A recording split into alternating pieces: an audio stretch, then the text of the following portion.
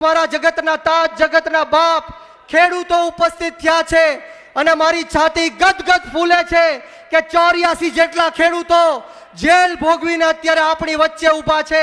માનનીય પ્રવીણભાઈ રામના નેતૃત્વમાં રમેશભાઈ મેર હોય, રાજુભાઈ બોરખતરિયા હોય, પિયુષભાઈ હોય, તમામે તમામ લોકો જેલની બહાર આવ્યા છે। ત્યારે ચોક્કસપણે આવા ક્રાંતિકારીઓને જોઈને મને કહેવાનું મન થાય કે વળે નહીં દુનિયામાં કરે ગેંગે કે ફેફેથી, વળે નહીં કાંઈ દુનિયામાં કરે ગેંગે કે ફેફેથી।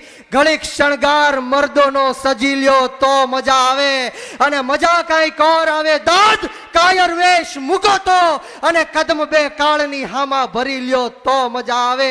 આ ખેડૂતોએ આ કાળ જેવી ભાજપની સામે કદમ બે માંડી લીધા છે। ત્યારે આપણે સવે નાત જાત ભેદભાવ ભાષા ધર્મ જ્ઞાતિ જાતિ બધું જ ભૂલીને આવનારી જે જિલ્લા પંચાયત અને તાલુકા પંચાયતની ચૂંટણીઓ આવે છે એમાં છઠ્ઠીનું ધાવણ યાદ દેવડાવવાનું છે।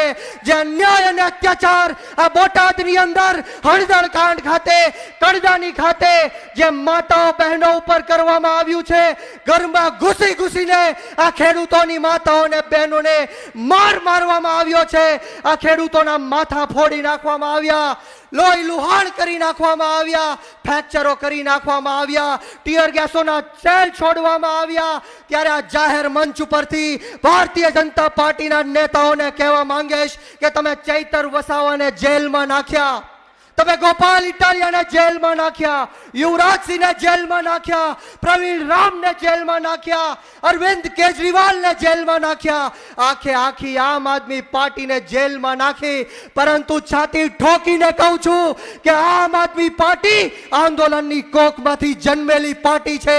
અમે ગરમ તપતી ભઠ્ઠીમાંથી નીકળેલા લોકો છીએ।